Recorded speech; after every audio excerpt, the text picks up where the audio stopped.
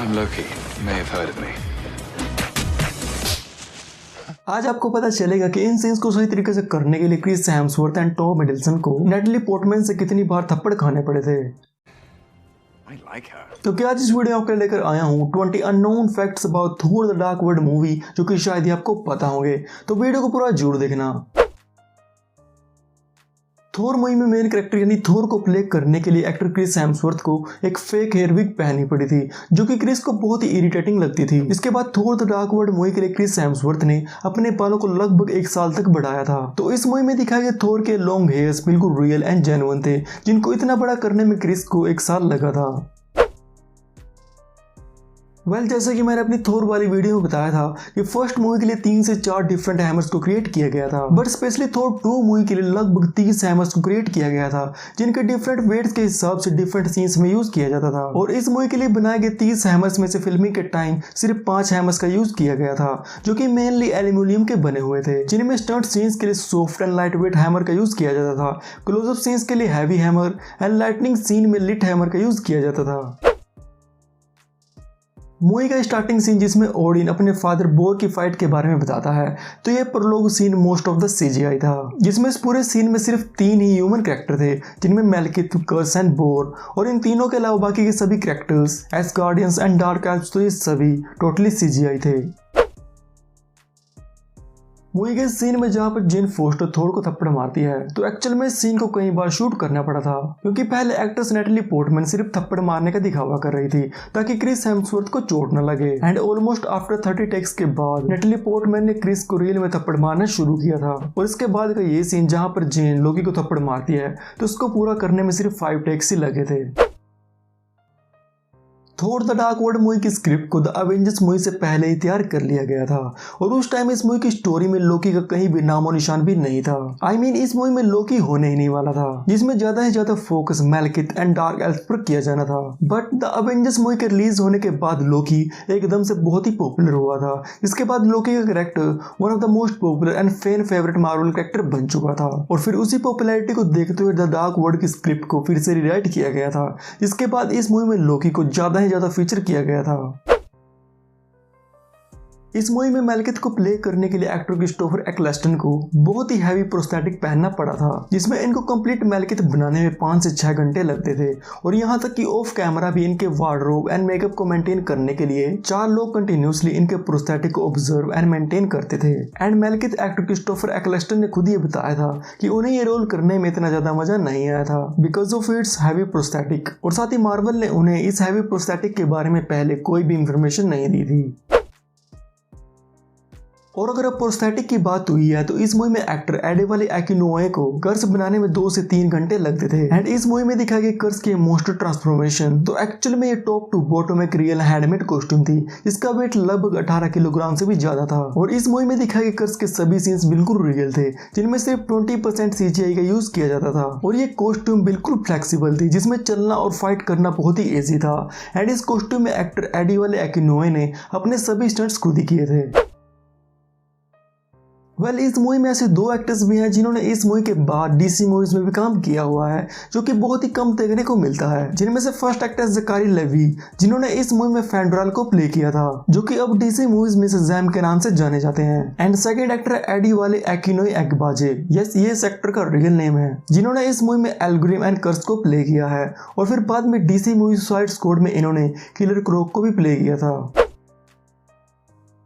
इस मूवी में जब थोर म्योनिर को ऐसे ही कैजुअली एक कोट हुक पर टांग देता है, तो एक्चुअल में ये सीन एक्टर क्रिस हेम्सवर्थ द्वारा इम्प्रोवाइज था, क्योंकि ऐसा ही क्रिस अपने सीन्स को कंप्लीट करने के बाद टेक्स के बीच में किया करता था। तो उसी चीज को दोहराते हुए क्रिस हेम्सवर्थ ने इस सीन में वैसा ही किया था। And now this hook is worthy. इस मूवी में दिखाया गया क्वीन फ्रिगा का फ्यूनरल सीन, जो कि आई थिंक इस पूरी मूवी का most beautiful and emotional scene है। तो इस सीन के दौरान हमें जो एस्गार्डियन वाटरफॉल देखने को मिला था, तो एक्चुअल में बेस्ड था डेटिफोस वाटरफॉल पर, जो कि आइसलैंड में है, जिसे यूरोप का सेकंड मोस्ट पावरफुल वाटरफॉल माना जाता है। जिसके लिए फिल्म मेकर्स ने इस डेटिफोस वाटरफॉल की हर एक एंगल से फोटोज एंड वीडियोस को कैप्चर किया था, और फिर उन्हीं के हिसाब से इस मूवी में इन वाटरफॉल विजुअल्स को क्रिएट किया गया था। और इस मूवी में दिखाए गए बाकी के एस्गार्डियन वाटरफॉल्स भी डेटिफोस वाटरफॉल से इंस्पायर्ड थे। वेल इस मूवी में आप सभी को कैप्टन अमेरिका वाला सीन तो याद होगा ही, जब लोकी खुद को कैप्टन अमेरिका में बदलता है। तो इस छोटे से सीन को खुद एक्ट्रेस क्रिस इवांस ने परफॉर्म किया था, बट इस मूवी के एक डिलीटेड सीन के हिसाब से पहले हमें इस सीन में लोकी को ही कैप्टन अमेरिका के सूट में दिखाया जाता, बट बाद में इस आइडिया को ड्रॉप करने के बाद सीधा इवांस से छोटा सा कैमियो करवाया गया था। मूवी में जब थोर अपनी थंडर लाइटनिंग की मदद से मेलकिथ के आधे चेहरे को जला देता है, तो एक्चुअल में नोट था इस कैरेक्टर की कॉमिक बुक लुक को, जिसमें मेलकिथ का चेहरा half black and half purple होता है। और मूवी में मेलकिथ के चेस्ट आर्मर पर बना स्टारबस्ट भी कॉमिक से इंस्पायर्ड था।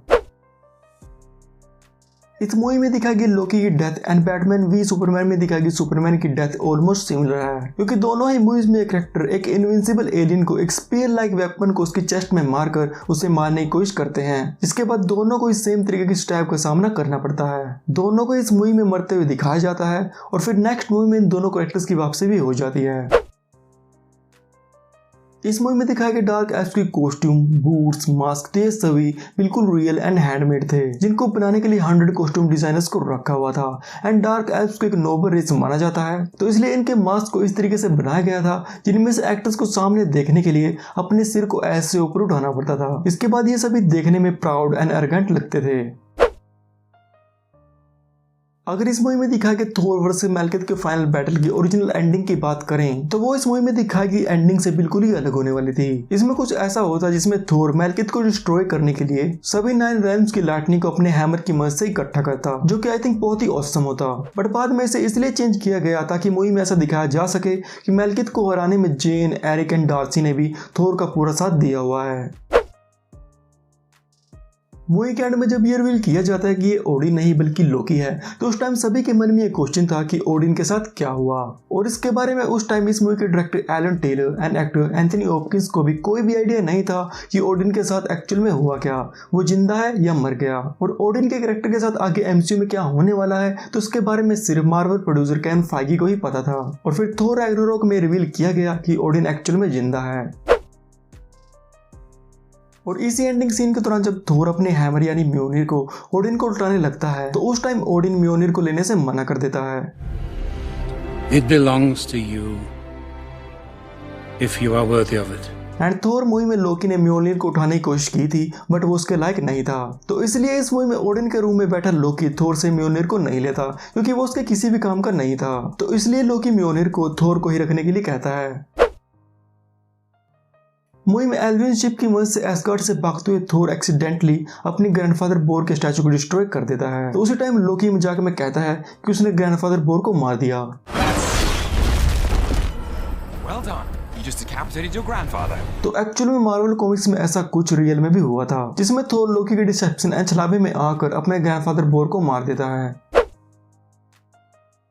थोर द डार्क वर्ल्ड मूवी का पोस्ट क्रेडिट सीन जिसमें थोर एस्गार्ड से लौटने के बाद जेन फोस्टर को किस करता है, तो एक्चुअल में इस सीन की फिल्मिंग के time actress Natalie Portman available नहीं थी, जिसके बाद क्रिस हेम्सवर्थ ने इस किस सीन को अपनी वाइफ एल्सा पेट्टाकी के साथ शूट किया था।